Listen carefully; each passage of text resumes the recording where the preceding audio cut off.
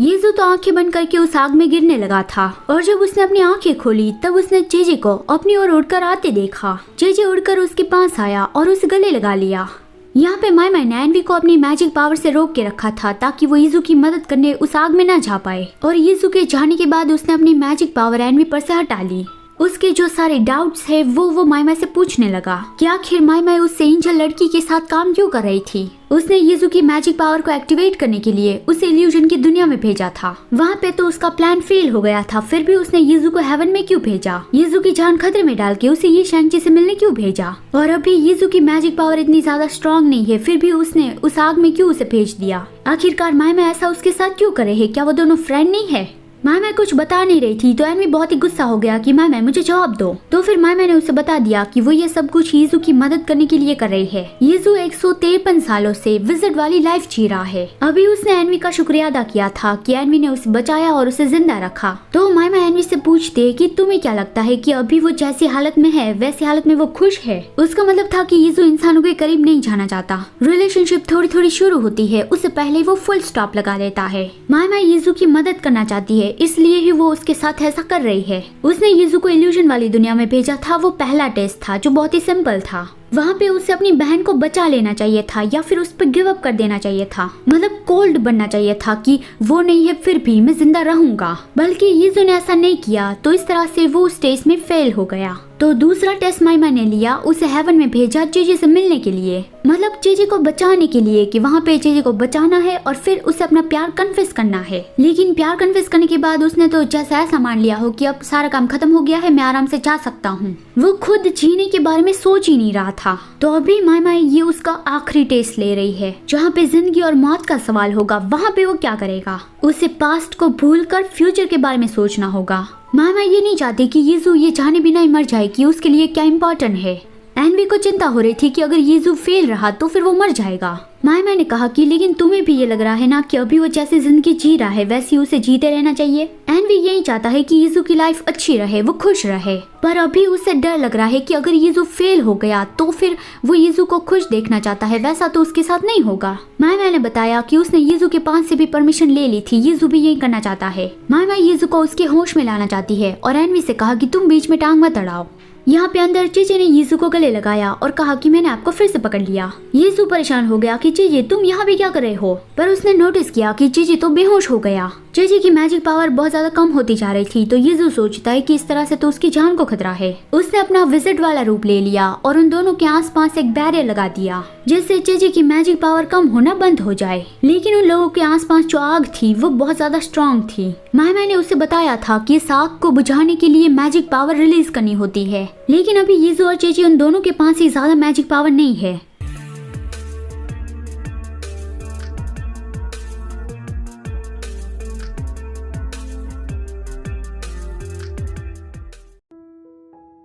यीजू और चीची के पास अभी बहुत ही ज्यादा कम मैजिक पावर थी। उन लोगों के आसपास जो आग थी वो बहुत ज्यादा स्ट्रॉन्ग थी और उसे बुझाने के लिए अगर उन दोनों ने अपनी सारी मैजिक पावर भी रिलीज कर दी फिर भी वो आग नहीं बुझेगी। तो इस तरह से वो दोनों ओर से मारे जाएंगे, मैजिक पावर ना होने की वजह से और आग की वजह से। तभी यीजू ने उन दोनों के आसपास जो बैरियर लगाया था वो भी टूट गया। यीजू अब भी अपने बारे में नहीं सोच रहा है। वो चाहता है कि चीची यहाँ से बच के बाहर चला जाए। उसने तय कर लिया कि उसके पास जो थोड़ी सी मैजिक पावर बची है उसे भी वो रिलीज कर देगा। तो फिर आग उस मैजिक पावर को निगलने के बाद थोड़ी शांत हो जाएगी और चीची को यहाँ से बाहर जाने देगी। लेकिन चीची ने उसे अपनी मैजिक पावर रिलीज नहीं करने दी। उसने अपने दोनों पंख से यीजू को कवर करके रखा। तो यीजू कहने लगा कि मुझे छोड़ दो, मुझे अपनी पावर्स रिलीज करने दो। चीची कहता है भले आप एक विजिट हो, फिर भी अगर आपकी मैजिक पावर चली गई तो फिर हम मर जाओगे। क्या आप यही करने की कोशिश कर रहे हो? यीजू ने नहीं बताया। चीची ने फिर से पूछा, फिर भी यीजू नहीं बता रहा था।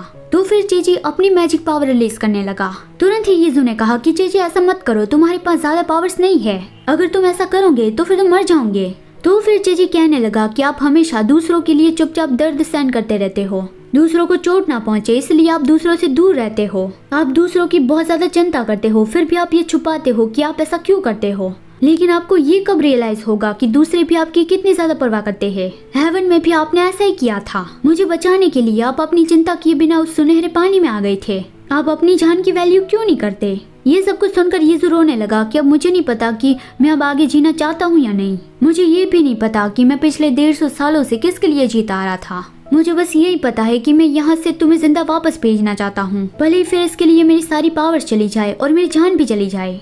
जेजे उसके आंसू वाइप करता है कि अगर आपको ये नहीं पता कि अब आप आगे क्यों जीना चाहते हो या फिर किसके लिए, तो फिर आज से क्यों ना आप मेरे लिए जीने की ट्राई करो, आप मेरे साथ अपनी जिंदगी जीने लगो। इतना बोलने के बाद वो यीजू को किस करता है, जिससे यीजू का फेस रेड हो गया और उसने कहा कि आई एम सॉरी, अभी मैं पूरी तरह से तुम्हारा नहीं बन सकता। और वो अपनी सारी कमजोरियां बताने लगा कि मैं इतना ज्यादा बेकार हूँ, मैं तुरंत ही फैसले नहीं ले पाता और बोलने में भी मैं बहुत ज्यादा हेजिटेट करता हूँ। और सबसे बुरी बात, जो जिंदगी जीने के लिए विल पावर होती है वो भी मेरे पास नहीं है। अगर हम दोनों साथ में रहने लगे तो फिर हमारे बीच में बहुत सारी फाइट होगी, तुम मुझसे हेट करने लगोगे और फिर मुझे छोड़कर चले जाओगे। तो मैं जब ये सारी चीजों के बारे में सोचता हूँ तब मुझे बहुत ज्यादा डर लगता है। उसने जेजे को गले लगाया कि लेकिन फिर भी मैं अपनी जिंदगी तुम्हारे साथ जीना चाहता हूँ। जेजे ने भी उसे गले लगाया और स्माइल के साथ कहा कि हाँ मैं भी, चाहे कुछ भी हो मैं बस आपके साथ ही रहना चाहता हूँ। वो दोनों एक दूसरे की नजरों में देख रहे थे और शायद जेजे फिर से किस की शुरुआत करने वाला था, लेकिन तभी माइमा एक पोर्टल खोल के आए और इन दोनों को झटका दे दिया।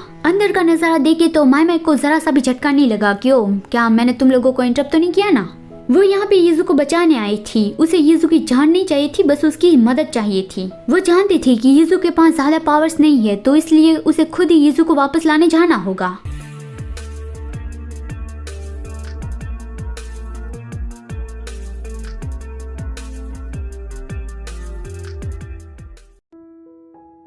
यीजू को जब ये पता चला कि माइमा उसे बचाने आई है, यहाँ से अब वो दोनों वापस जा सकते हैं, तो तब यीजू ने इस तरह से चैन की सांस नहीं ली कि अब मैं बच जाऊंगा, बल्कि उसने ये सोचा कि अब जेजे बच जाएगा। उसने जेजे की और स्माइल के साथ कहा कि मेरे साथ चलो, और वो जेजे का हाथ पकड़ के उसे अपने साथ ले जाने लगा। माइमा ने उन दोनों को बता दिया कि सीधा इस रास्ते पे जाना, वहाँ पे आगे जाके तुम्हें एक पोर्टल मिलेगा, वहाँ से सीधा तुम लोग मेरी लैब में पहुँचोगे और मुझे कुछ काम है तो फिर मैं इस रास्ते जा रही हूँ। यीजू उसका शुक्रिया अदा कह के फिर जाने लगा, तो माइमा मन में बोलती है कि वो तो कितना बुद्धू है, मुझे उसका शुक्रिया अदा करना चाहिए। यहाँ पे जेजे ने यीजू का हाथ पकड़ा तो यीजू का फेस रेड होने लगा। जेजे ने उसका हाथ टाइटली पकड़ा और उसने ये नोटिस कर लिया कि यीजू रेड हो रहा है। फिर थोड़ी देर के बाद यीजू ने कहा कि पहले उसे ये पता नहीं था कि यीजू एक एंजल है, उसे आज ही पता चला। वो कहता है कि जब हम ये बोलते हैं कि एक एंजल जिसे एक विज़र्ड से प्यार हो गया तो वो सुनने में कितना वियर्ड लगता है। तो जेजे कहता है कि मुझे तो वो बिल्कुल भी अजीब नहीं लग रहा है, आपके दिल में जो था अगर मैंने वो पहले से ही बुलवा लिया होता तो फिर हमारा इतना ज्यादा टाइम वेस्ट नहीं होता। यीजू उसे सॉरी कहता है कि इसमें मेरी गलती है। जेजे कहता है डोंट वरी, अभी इतनी ज्यादा देर नहीं हुई है, आप बता सकते हो कि आपके मन में क्या चल रहा है। यीजू कहता है मुझे भी रिग्रेट हो रहा है कि मैंने पहले अपने दिल की बात तुम्हें क्यों नहीं बताई। जेजे कहता है काश कि मुझे ये बहुत पहले सुनने मिल गया होता, क्योंकि हील ने उसे कहा था कि अगर वो हेवन की पावर एक्सेप्ट नहीं करेगा तो फिर वो आज नहीं तो कल गायब हो जाएगा। फिर वो दोनों उस पोर्टल की मदद से माइमा की लैब में पहुंच गए। यीजू तो बहुत ज्यादा खुश था कि जेजे चलो घर वापस चलते हैं, लेकिन उसने पीछे देखा तो जेजे कमजोरी की मारे गिर पड़ा था। जेजे ने अपनी सारी मैजिक पावर इस्तेमाल कर ली थी, इसलिए वो अब गायब होने लगा था। ये देख के यीजू बहुत परेशान हो गया और जोर जोर से जेजे का नाम चिल्लाने लगा।